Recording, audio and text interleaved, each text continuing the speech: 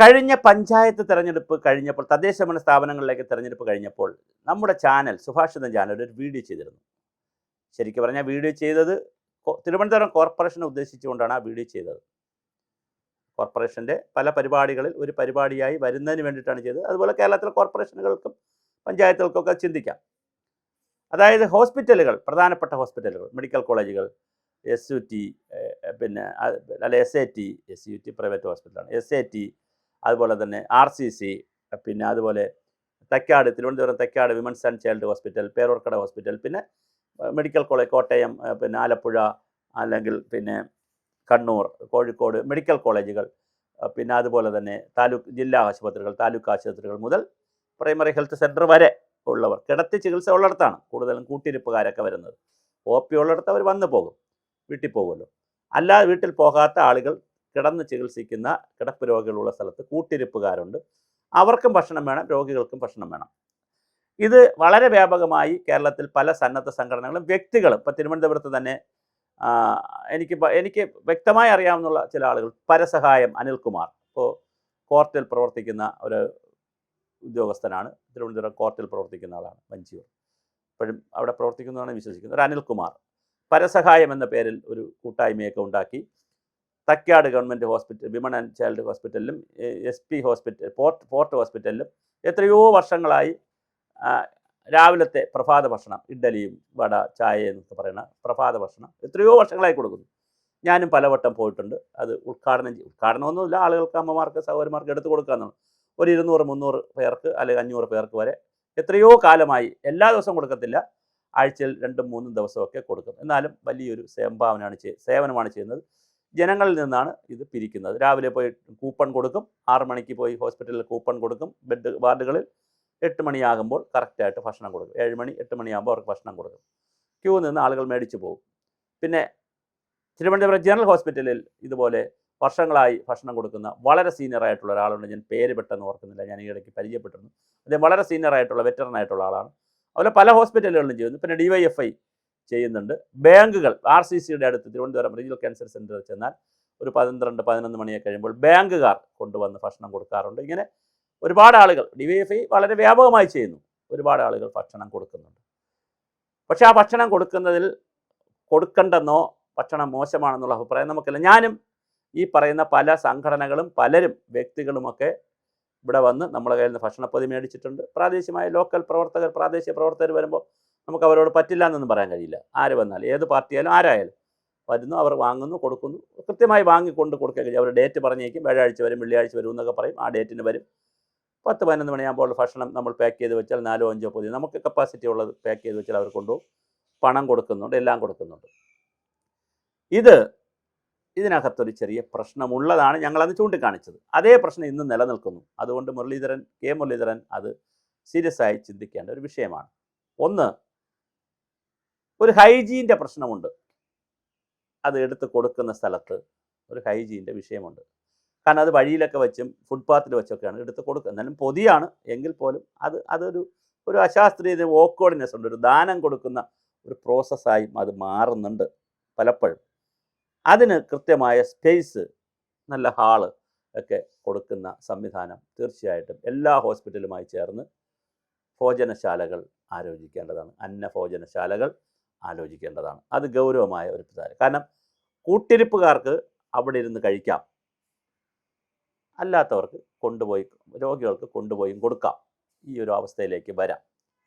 2, ഇതിനൊരു വീടുകളിൽ നിന്ന് വരുന്ന ഭക്ഷണമായതുകൊണ്ട് ഒരു പാറ്റേണും കാണത്തില്ല. ചിലതിൽ ചോറും ചമ്മന്തിയും മുട്ടയും അങ്ങനെ എന്തെങ്കിലും ആയിരിക്കും, ചിലതിൽ ഒരുപാട് കറികൾ കാണും. അങ്ങനെ ഒരു യൂണിഫോമിറ്റിയും ഇല്ലാത്ത പ്രശ്നമുണ്ട്. ഇപ്പോൾ ഹൈജീൻ്റെ പ്രശ്നമുണ്ട്, യൂണിഫോമിറ്റിയുടെ പ്രശ്നമുണ്ട്, ഇരുന്ന് കഴിക്കാനുള്ള ഇൻഫ്രാസ്ട്രക്ചറിൻ്റെ പ്രശ്നം, അങ്ങനെ പല പല കുഞ്ഞു പ്രശ്നം. പിന്നെ ഈ വേസ്റ്റ് മാനേജ് ചെയ്യുന്നതിൻ്റെ പ്രശ്നവും ഉണ്ട്. ഇത്രയും പ്രശ്നങ്ങളുണ്ട്. അതുകൊണ്ട് കമ്മ്യൂണിറ്റി കിച്ചൺ തുറക്കും എന്നാണ് അവകാശപ്പെട്ടിരിക്കുന്നത്. അങ്ങനെയാണെങ്കിൽ കമ്മ്യൂണിറ്റി കിച്ചൺ തുറക്കുകയാണെങ്കിൽ സീരിയസ് ആയി ആ കമ്മ്യൂണിറ്റി കിച്ചണിലേക്ക് പ്രോഡക്റ്റുകൾ വാങ്ങുന്നതാണ് കൂടുതൽ പ്രാക്ടിക്കൽ, അല്ലെങ്കിൽ കൂടുതൽ നല്ലത്. അവിടെ പൊതി കൊണ്ടുവച്ച് പിന്നെ അവിടെ നിന്ന് എടുത്തുകൊണ്ട് പോയി അത് തികയാതെ വന്ന് കൺഫ്യൂഷൻ ക്രിയേറ്റ് ചെയ്യുന്നതിനേക്കാളും പ്രോഡക്റ്റുകൾ, തേങ്ങ, ചക്ക, മാങ്ങ, പച്ചക്കറി, പൈസ, ഇങ്ങനെ ഇത് കൃത്യമായി കളക്ട് ചെയ്യാനുള്ള ഒരു സംവിധാനവും പരീക്ഷണാടിസ്ഥാനത്തിൽ ചിന്തിക്കാവുന്നതാണ്. CSR ആളുകൾ വളരെ പ്രധാനപ്പെട്ട CSR പിന്നെ പൈസ ഇതിലേക്ക് മൊബിലൈസ് ചെയ്യാം. പിന്നെ കെ മുരളീധരൻ അവർ മെഡിക്കൽ കോളേജ് അടക്കമുള്ള സ്ഥാപനങ്ങളിൽ ഒന്ന് വിസിറ്റ് ചെയ്യുന്നത് നന്നായിരിക്കും. അത് അവരെ പേടിപ്പിക്കാനോ പീഡിപ്പിക്കാനോ അല്ലെങ്കിൽ സർപ്രൈസ് വിസിറ്റോ സസ്പെൻഡ് ചെയ്യാനോ ഒന്നുമല്ല. അല്ലെങ്കിൽ ആരെയെങ്കിലും ഒന്ന് പറഞ്ഞയച്ച് വിവരങ്ങൾ എടുത്താലും നന്നായിരിക്കും. കൂട്ടിരിപ്പുകാർക്ക് പലപ്പോഴും വളരെ സാധാരണ ആളുകളാണ് മെഡിക്കൽ കോളേജിൽ വരുന്നത്. ഭൂരിപക്ഷവും കൂട്ടിരിപ്പുകാർക്ക് കിടക്കാൻ സ്ഥലമില്ലാതെ അവർ പല സ്ഥലങ്ങളിൽ പോയി കിടക്കുകയും രാത്രി അവർ വളരെ കൃത്യമായി ബുദ്ധിമുട്ടുകയും ചെയ്യുന്നത് നമ്മുടെ ശ്രദ്ധയിൽപ്പെട്ടിട്ടുണ്ട്. നടന്നു പോകുമ്പോൾ ആ വരാന്തയിലൊക്കെ അവർ കിടക്കും. അവരെ കുറ്റം പറയാൻ പറ്റത്തില്ല. ഒരു പരമ്പ് കൊണ്ടുവന്ന് അവർ കിടക്കും. ആ തണുപ്പത്ത്, ചൂടത്ത്, തണുപ്പത്തൊക്കെ അവർ കിടക്കും. ഫാനില്ല. തണുപ്പാണെങ്കിൽ ഭയങ്കര തണുപ്പായിരിക്കും, ചൂടാണെങ്കിൽ അസാധിച്ചു. അപ്പോൾ ഇതില്ലാത്തൊരു പ്രശ്നം ഉണ്ട്. അതുകൊണ്ട് തന്നെ അവരുടെ വളരെ കൃത്യമായിട്ടുള്ള ഒരു കാര്യത്തിലും ഒരു തീരുമാനമുണ്ടാകണം. ഇതിലും കൃത്യമായി CSR ഫണ്ട് പ്രയോജനപ്പെടുത്താൻ പറ്റും, MLA ഫണ്ട് പ്രയോജനപ്പെടുത്താൻ പറ്റും, MP ഫണ്ട് പ്രയോജനപ്പെടുത്താൻ പറ്റും. ഡോർമെറ്ററി കൊടുത്താൽ മതി, അല്ലാതെ ഓരോരുത്തർക്കും സിംഗിൾ റൂം കൊടുക്കണമെന്നില്ല. ഇപ്പോൾ KHRWS ഉണ്ട്, അത് വാടക കൊടുക്കണം. അപ്പോൾ ഈ രണ്ട് കാര്യങ്ങളിൽ കെ മുരളീധരൻ പല കാര്യങ്ങളും അദ്ദേഹം ചെയ്യുന്നു, പല പരിഷ്കാരങ്ങളും ചെയ്യുന്നു. രണ്ട് പരിഷ്കാരം, മൂന്നാമതൊരു പരിഷ്കാരം കൂടി കെ മുരളീധരൻ അവർ ചെയ്യണം. അത് കൃത്യമായി നമുക്ക് പറ്റുന്ന പരിഷ്കാരമാണ്.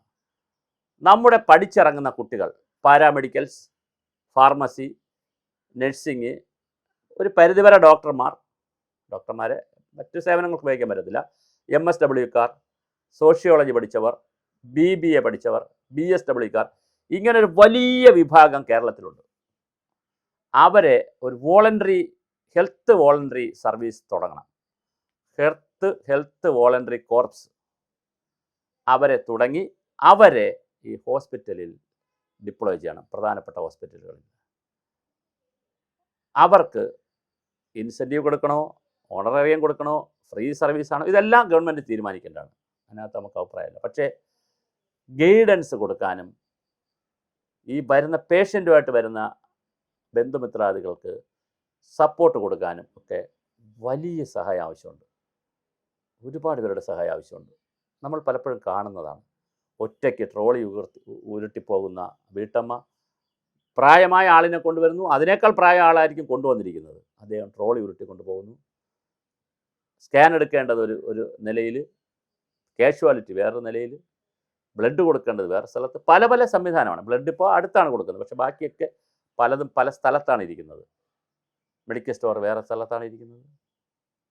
അതുകൊണ്ട് തന്നെ ഇതിലൊക്കെ ഒരു ക്ലാരിറ്റി വരുന്ന സർവീസ്, കുട്ടികളുടെ ഒരു സേവനം ഒരു വർഷത്തേക്കൊക്കെ മതി ചെയ്താൽ അത് നന്നായിരിക്കും. ആരോഗ്യ സർവകലാശാലയുമായി ചേർന്ന് ആരോഗ്യ സർവകലാശാലയിൽ നിന്ന് ഇറങ്ങുന്ന കുട്ടികൾക്ക് ഒരു വർഷത്തെ ഒരു അപ്രന്റീസ്ഷിപ്പോ ട്രെയിനി ആയിട്ടൊക്കെ കൊടുക്കുക. അവർക്ക് സർട്ടിഫിക്കറ്റ് കൊടുത്താൽ കുട്ടികളുടെ ഒരു സ്വഭാവ രൂപീകരണവും അവരുടെ ഒരു കോൺഫിഡൻസും അവർക്ക് വർക്കിംഗ് എക്സ്പീരിയൻസും എല്ലാം കിട്ടും. അതിനെക്കുറിച്ച് കൂടി ആലോചിക്കുക.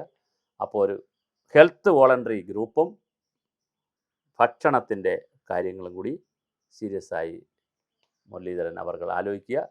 വിവാദങ്ങൾ ഉണ്ടാക്കാതെ 10,000-കണക്കിന് 10,000-ഓളം പേർക്കെങ്കിലും DYFI പൊതിച്ചോറ് കൊടുക്കുന്നുണ്ട്. എത്രയോ വർഷമായി അവർ കൊടുത്തുകൊണ്ടിരിക്കുന്നു. അവരെ പാർട്ടിയിലെ പരാതി പൊതിച്ചോറ് സംഘടന എന്നാണ് പരാതി, പക്ഷെ അത് ചെയ്തുകൊണ്ടിരിക്കുന്നു. അതുകൊണ്ട് അവരെയും തള്ളിക്കളയാതെ, അതുപോലെ വേറെ ഞാൻ ഈ പറഞ്ഞ അനിൽകുമാറിനെ പോലെയുള്ള ഒരുപാട് വ്യക്തികളും കൊടുക്കുന്നു. അവരെയൊക്കെ തള്ളിക്കളയാതെ, കാരണം അവർ ചെയ്തിരിക്കുന്നത് വലിയ സേവനമാണ്, തള്ളിക്കളയാതെ അവരെയും കൂടി വിശ്വാസത്തിലെടുക്കുന്ന, അതെങ്ങനെ അവർക്കും കൂടി അവർക്കും അതിൻ്റെ ഒരു ബെനിഫിറ്റ് കിട്ടണം. കാരണം ഒരാൾ കൊടുക്കുമ്പോൾ അവർക്ക് അതിൻ്റെ പേരും പെരുമയും കിട്ടണമല്ലോ, വേറെ ഒന്നും കിട്ടുന്നില്ലല്ലോ. അവർക്ക് കിട്ടുന്ന നിലയിൽ അവരെ അക്നോളജ് ചെയ്യുന്ന നിലയിലുള്ള, അല്ലാതെ ബോർഡ് വെക്കണോ ബാനർ വെക്കണോ അത്തരം കാര്യങ്ങൾ ചർച്ച ചെയ്ത് അതിൻ്റെ വിവാദങ്ങൾ ഉണ്ടാക്കാതെ അവരെയും അക്നോളജ് ചെയ്യുന്ന, ഇത് സംഭാവന നൽകുന്നവരെയും അക്നോളജ് ചെയ്യുന്ന ഒരു പുതിയ കൾച്ചർ നമുക്ക് കെ മുരളീധരൻ അവർക്ക് ഡെവലപ്പ് ചെയ്തെടുക്കാൻ പറ്റിയാൽ വെൽ ആൻഡ് ഗുഡ്. ഒരുപാട് കാര്യം താങ്കൾ ചെയ്യുന്നു. അക്കൂട്ടത്തിൽ ഞാൻ പറഞ്ഞ പോലെ ഒന്ന്, ഈ കൂട്ടിരിപ്പുകാർക്കുള്ള ഡോർമെറ്ററി സൗകര്യങ്ങൾ കുറച്ചുകൂടി മെച്ചപ്പെടുത്തണം.